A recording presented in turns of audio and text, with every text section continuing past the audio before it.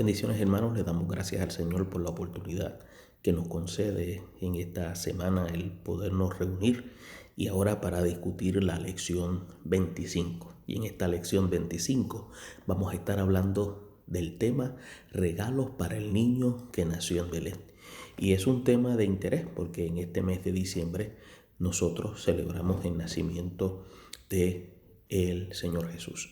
Aunque sabemos que la fecha para nosotros es irrelevante, lo importante para nosotros es que nació y para qué nació. Y es un evento importante porque representa para nosotros salvación, esperanza, redención. Y vamos a hablar específicamente de la experiencia de su nacimiento y su propósito y la veracidad del mismo. Y vamos a presentar a través de esta lección 25, utilizando el Evangelio de Mateo y el Evangelio de Lucas. Ya anteriormente hemos presentado elementos de trasfondo a través de el Evangelio de Mateo, que hemos señalado en varias ocasiones que Mateo, un cobrador de impuestos, que cuando habla de su escrito presenta la genealogía para querer demostrar, número uno, que Jesucristo pertenece al linaje de David y que también es hijo de Abraham, y que también a través del escrito Mateo toma toda esta testimonio oral de 30 y 40 años de la experiencia de los discípulos y la toma y la lleva por escrito para entonces traerla al papel para nosotros poder conocer la experiencia salvífica. Otro detalle interesante es que vamos a ver cuán importante es la genealogía. Y en la genealogía vamos a ver, y hemos señalado anteriormente, por qué le presenta al pueblo judío este elemento importante. Sabemos que la genealogía representa autoridad, legalidad, primogenitura, pero sobre todas las cosas representa también el aspecto de la legitimidad, de que Jesús verdaderamente sí era el Mesías. Y eso es lo que Mateo quiere presentar. Quiere también dar a conocer que Dios estaba con nosotros y que sí fue una experiencia real y que Él tuvo ese privilegio de ser también uno de los que anduvo con Él y participó con Él. De la misma manera, Él toma toda esta experiencia oral y la lleva al documento y la en forma escrita nos la lleva hoy a nuestras manos. Y vamos a ver cómo Él la presenta y cómo Él la toma de tal manera para que nosotros la podamos hoy explicar a muchos que todavía tienen sus dudas. Algunos seguimos aprendiendo sobre la experiencia del nacimiento de Cristo y su propósito salvífico.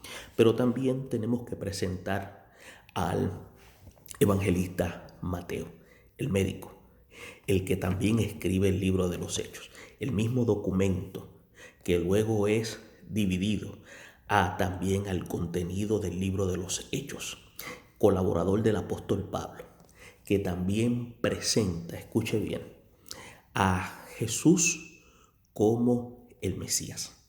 Lo presenta como aquel que había sido llamado para redimir a la raza humana. Lo presenta como el rey mesiánico. Y vamos a ver también el punto de vista de Lucas y cómo Lucas lo presenta en la perspectiva y cómo él presenta también el enfoque del instrumento que Dios utiliza, a María. Vamos a ver el enfoque que tiene Mateo presentando a José como parte de la genealogía de David y como parte de Abraham. Y vamos a ver a Lucas presentando a María. Y es bien importante que ustedes conozcamos esto porque estos evangelios sinópticos presentan un denominador común: el nacimiento de nuestro Señor Jesús. Y aunque presentan puntos de vista distinto, el factor y común denominador es el nacimiento del Señor Jesús, y ahí es lo que se llama múltiple atestación. ¿Qué significa? Que aunque hablan de un factor común, ellos vieron puntos de vista distintos, que es importante que usted como maestro sepa, porque por ejemplo, usted va a notar en el libro de Mateo, en el Evangelio de Mateo, que un ángel se le aparece a José, cómo José obedece al ángel a través de esta experiencia que él va a tener, y vamos a discutir cómo Jesús es importante en la parte del linaje de David para demostrar, y cómo, mejor dicho, Mateo lo presenta, que Jesús es parte del linaje de David y que es hijo de Abraham, y que José juega un papel determinante. Y cómo también Mateo presenta a 5 mujeres dentro de ese linaje. Presenta a Tamar, presenta a Rahab, presenta a Ruth, presenta a Betsabé, y luego la última presenta a María. Y usted se preguntará ¿por qué? ¿Por qué? Porque también está ilustrando la gracia de Dios para dar esperanza a todos. Dios trabaja con todos aquellos que están dispuestos a depositar su confianza y entrar en una relación con Él, y los incluye como parte de su familia. Y aquí lo vamos a ver a través del escrito del Evangelio de Mateo y en el escrito del Evangelio de Lucas, el médico. Vamos a ver el anunciamiento del nacimiento del Mesías. Vamos a ver la obediencia de María, y vamos a ver cómo María es puesta en el Evangelio de Lucas en un primer plano. O sea, cada uno de estos evangelistas presenta un punto de vista distinto, pero con un denominador común: el nacimiento del Mesías para redimir la raza humana. Y es bien importante que usted y yo como maestros sepamos esto. ¿Por qué? Porque dependiendo cómo usted vaya a enfocar la clase, es bien importante que los estudiantes puedan captar estos elementos. Y la afirmación fundamental dice así. La afirmación dice: el nacimiento de Jesús fue atestiguado tanto por seres angelicales como humanos que lo reconocieron como el Mesías. Vamos a ver aquí en esta historia de estos dos evangelios que hubo una manifestación tanto humana como también hubo una manifestación también de carácter sobrenatural, en la cual demuestra la intervención divina para lo que ya Dios había anticipado que había de ocurrir para redimir la raza humana. Y vamos a ver a través del escrito que vamos a tener cómo Dios interviene y cuáles son los instrumentos que Dios utiliza para trabajar y llevar a cabo este propósito y plan redentor, para que hoy pudiera tener esa efectividad y hoy todavía nosotros siguiéramos hablando y sigamos hablando de este plan redentor. El versículo a meditar dice de la siguiente manera: ¿dónde está el rey de los judíos que ha nacido? Porque su estrella hemos visto en el oriente y venimos a adorarle. Eso está en Mateo capítulo 2 versículo 2. Es una expresión hecha por los magos de oriente, que significa magí, que son aquellos que estudian las estrellas. Ahora bien, quiero hacer una aclaración con relación al leccionario bíblico. En el leccionario bíblico quería hacer una corrección. En la porción para aquellos que tienen el leccionario bíblico, hay una parte que indica que es Mateo 2:1-2, pero en realidad no es Mateo 2:1-2, es Lucas 2:1-2, y es un error de imprenta. Quería hacer la corrección. ¿Y por qué hago la corrección? Porque cuando comencé a hacer la lectura y a hacer análisis me di cuenta de que fui a buscar un paralelo con estas citas bíblicas y me di cuenta de que había un choque, y era que hubo un problema de imprenta. Se lo doy a conocer para que ya usted de antemano pueda tomar esta nota y haga este arreglo, porque es un arreglo no bíblico, es un arreglo de imprenta por parte del que trabajó con el leccionario.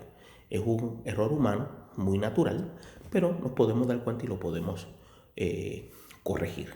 Ahora bien, a lo que se refiere es Lucas 2:22, y ahí es donde habla que en aquellos días se promulgó el edicto que dio Augusto César. Augusto César fue el primer emperador, que era conocido más bien como Octavio, que había derrotado a Pompeyo, luego que Roma dejó de ser república para convertirse en imperio.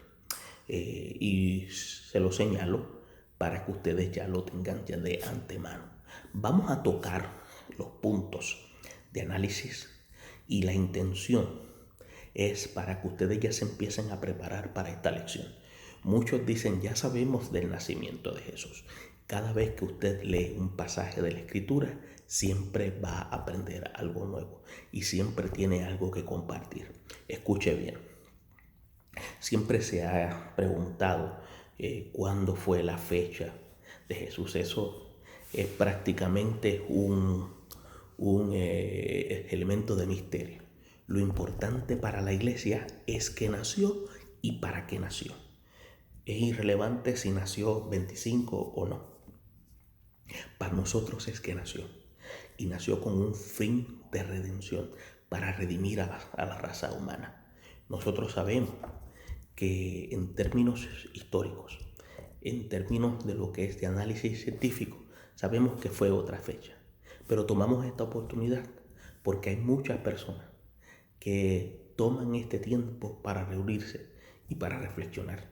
Y es un tiempo donde las personas están vulnerables para poder escuchar un momento de meditación y poder reflexionar para su vida. Y que esta oportunidad para hablarle, de volver entonces a encaminarse en el sendero, que es el verdadero sendero, que es Jesucristo nuestro Señor. Y vamos a hacerlo. Hay personas que piensan que si la tradición, mire, la iglesia tiene que estar a la vanguardia y la iglesia tiene que ser sabia. La iglesia tiene que ser inteligente y tiene que ser también a la misma vez tomar en consideración que la palabra siempre tiene que ser llevada a tiempo y fuera de tiempo. Acuérdense que nosotros no somos la conciencia de la iglesia. La conciencia de la iglesia es el Espíritu Santo. Y con esa función nosotros tenemos el trabajo de proclamar el Evangelio de Salvación. Vamos a hacer lectura de los pasajes. Y luego de hacer lectura de los pasajes, vamos a entrar con el proceso de análisis. Y recuerden, esto que estamos haciendo es simplemente información que le va a ayudar a usted a entrar en el proceso de análisis para que usted haga su estudio personal y se prepare en su congregación para que pueda ser efectivo a la presentación de esta clase, lección número 25, que se estará llevando a cabo esta semana. Algunos la estarán llevando a cabo a mediados de semana porque tienen actividades previas. Muy bien, otros las estarán llevando el mismo fin de semana, magnífico. Pero lo importante es que usted pueda hacerlo de manera responsable y que Dios sea glorificado y que el Espíritu de Dios ministre a la vida de cada uno de los estudiantes y sobre todo usted como maestro sea el recipiente que Dios utilice para que pueda llevar a cabo una clase con efectividad. Vamos a la lectura. La lectura se encuentra capítulo 1 de Mateo, del versículo 20 al 25, y luego vamos a pasar Lucas. Vamos a estar leyendo los capítulos 2, los versículos 13 hasta el 20. Y luego de eso entramos en el elemento de análisis. Y dice así: y pensando él en esto, he aquí un ángel del Señor le apareció en sueños y le dijo: José, hijo de David, no temas en recibir a María tu mujer, porque lo que en ella es engendrado del Espíritu Santo es. Y dará a luz un hijo y llamará a su nombre Jesús, porque él salvará a su pueblo de sus pecados. Y despertando José del sueño, hizo como el ángel del Señor le había mandado y recibió a su mujer. Pero no la conoció hasta que dio a luz a su hijo primogénito y le puso por nombre Jesús. Ahora pasamos a Lucas capítulo 2 del versículo 13 en adelante hasta el 22. Vamos a seguir y dice así: y repentinamente apareció con el ángel una multitud de huestes celestiales que alababan a Dios y decían: gloria a Dios en las alturas y en la tierra paz, buena voluntad para con los hombres. Sucedió que cuando los ángeles se fueron de ellos al cielo, los pastores se dijeron unos a otros: pasemos pues hasta Belén y veamos esto que ha sucedido y que el Señor nos ha manifestado. Vinieron pues apresuradamente y hallaron a María y a José y al niño acostado en el pesebre. Y al verlo dieron a conocer lo que se les había dicho acerca del niño. Y volvieron los pastores glorificando y alabando a Dios por las cosas que habían oído y visto como se le había dicho.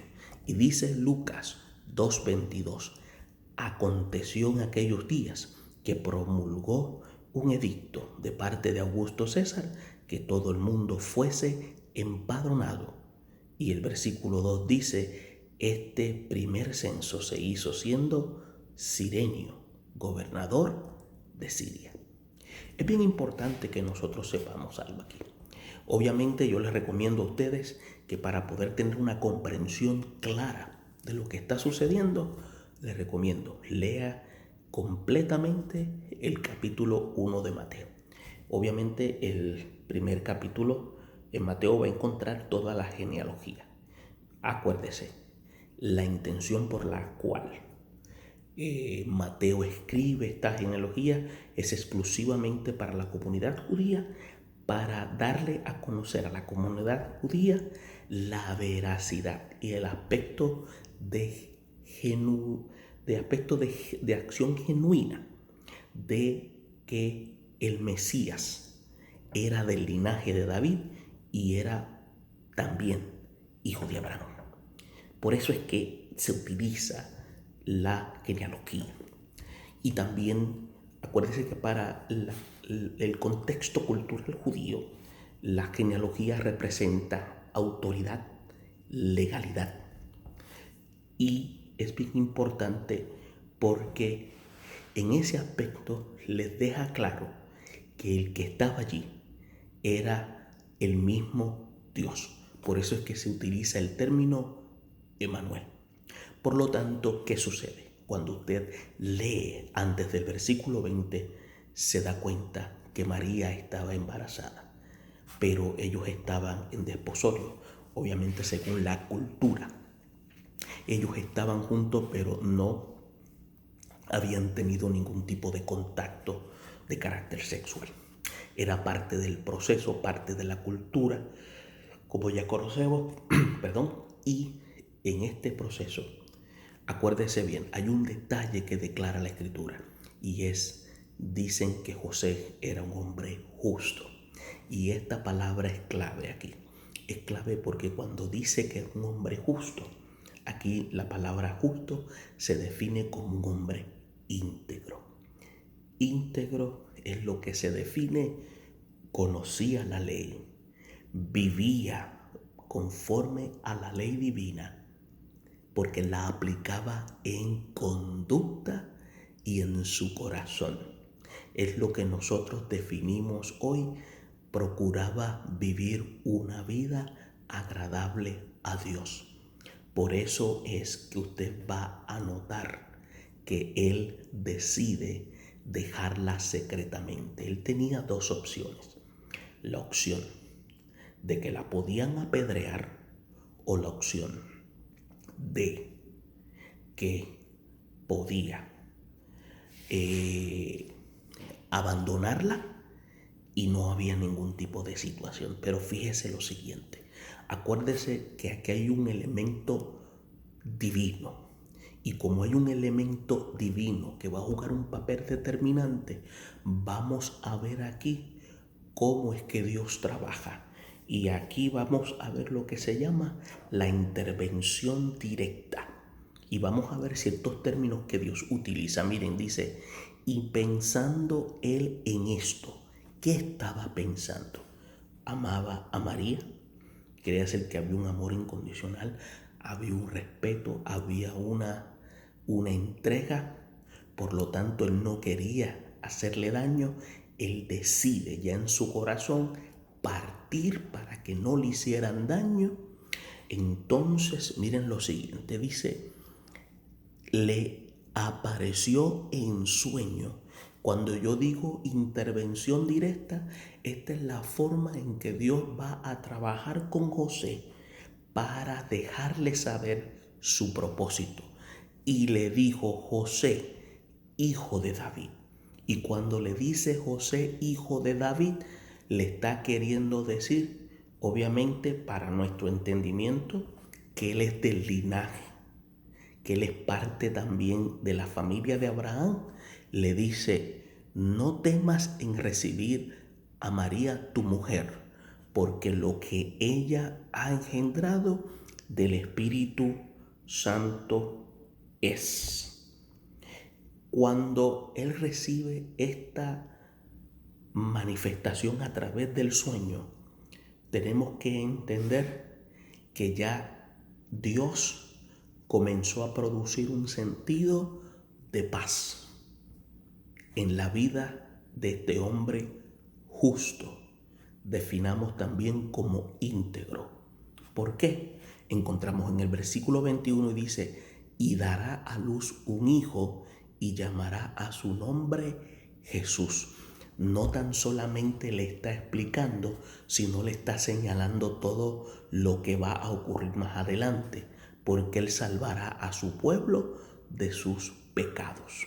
Y en el 24 dice, y despertando del sueño, hizo como el Señor, como el ángel del Señor le había mandado. Aquí la expresión como el ángel del Señor se está refiriendo como el ángel de Jehová. Es importante porque una vez hubo intervención divina, hubo lo que se llama también iluminación. Quiere decir es que hubo una comprensión de lo que estaba sucediendo, trayendo en la vida de este hombre reposo espiritual, emocional, y a la misma vez estos dos factores lo llevaron a actuar en obediencia sin cuestionar. Y es bien importante eso, porque el que vive en justicia, el que vive en integridad, cuando Dios habla, el Espíritu que está dentro de él le da testimonio de que es Dios el que le está dando dirección. Y Dios produce sentido de rumbo.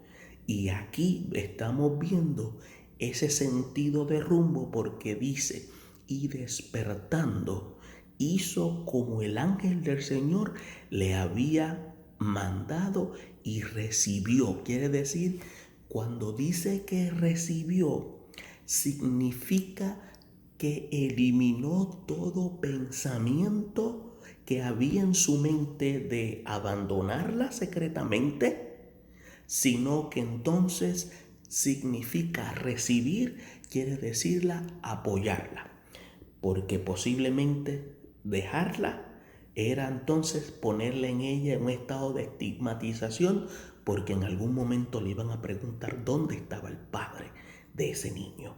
Y él entonces ahora entró en ese estado de aclaración a través de la intervención de Dios y ahora entró en un apoyo total. Y miren esta parte, dice, pero no la conoció, porque como entendía que era una intervención divina, decidió mantenerse completar, que el proceso de Dios se cumpliera hasta que ella pudiera dar a luz a su primogénito. Y dice, y le puso por nombre Jesús. Está dando a conocer aquí que José no tuvo, cuando dice que no conoció, es un hebraísmo, significa que no tuvo ningún tipo de contacto íntimo o relación sexual con ella, porque él propuso en su corazón protegerla, cuidarla y mantenerla. Y hay una cosa que muchos de nosotros no nos damos cuenta. El proceso de desposorio tiene una razón. Para la cultura judía era para ver si esa mujer podía ser la candidata para ser esposa. Pero cuando el hombre era temeroso de Dios, veía otras cualidades. Veía si ese hombre también podía ser el idóneo para esa mujer, porque él entendía que tenía que también ser amoroso, darle validez, respetarla, sobre todo amarla, porque el concepto de la cultura había entonces como dañado ese concepto que Dios había establecido en el principio.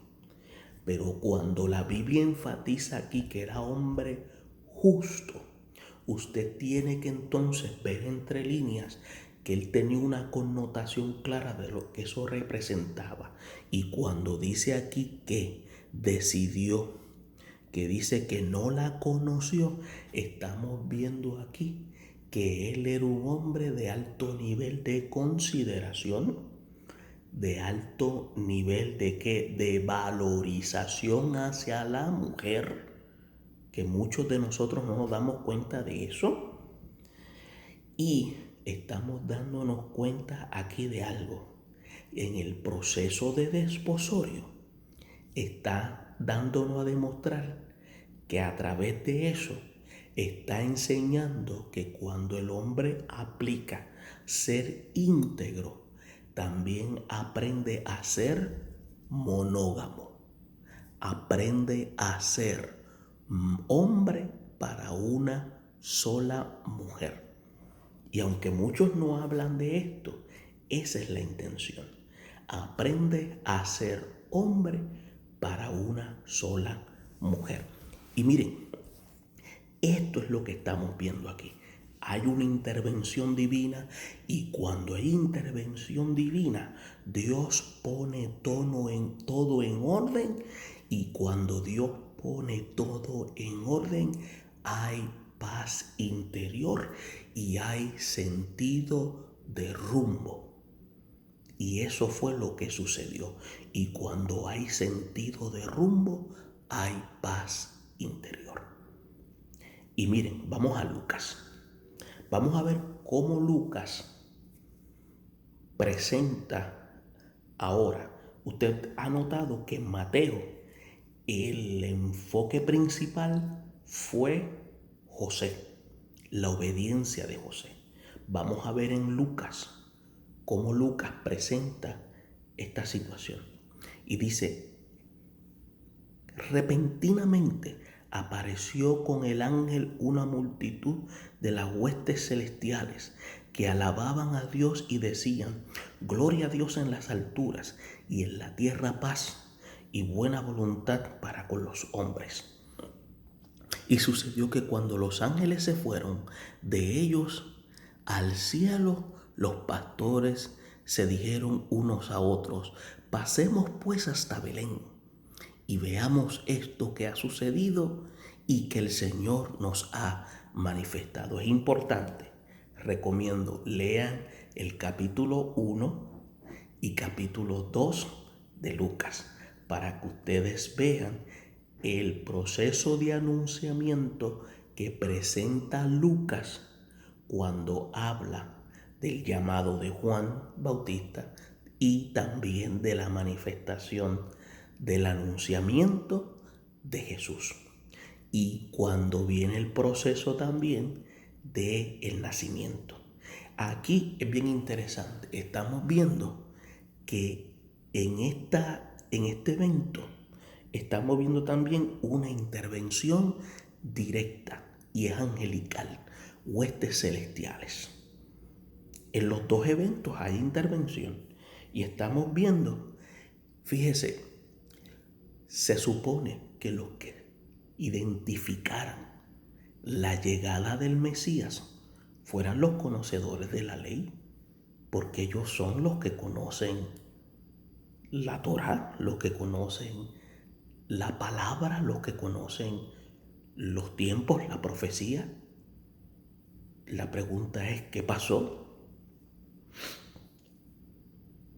Estaban llenos del conocimiento, pero estaban desposeídos de la relación con Dios.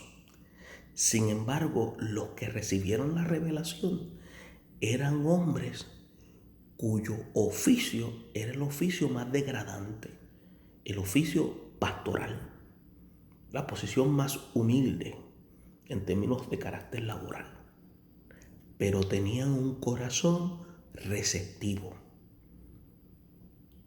Porque fíjese, ser pastor en aquel tiempo, perder una oveja, era casi hasta perder la vida. Y no tenían muy buena reputación. Pero sin embargo, no todos eran así. Habían hombres íntegros. Y aquí estamos viendo que el anuncio se le da a hombres en la cual su estatus de vida no era el cómodo. Eran entre la estrata social los menos afortunados. Y ellos pudieron identificar que algo especial estaba por ocurrir. Y dijeron, pasemos hasta Belén y veamos esto que ha sucedido, que el Señor ha manifestado. O sea, pudieron identificar lo que el Dios del cielo había de revelar. Y dice, y vinieron de manera apresurada, pronta, inmediata, y hallaron a María, a José y al niño acostado en el pesebre. Algunos llaman una cueva y dicen que ya estaba el niño. Y al verlo dieron a conocer que les habían dicho acerca del niño. Había ocurrido una manifestación y ahí ellos comprobaron y empezaron a entender lo que las profecías habían indicado.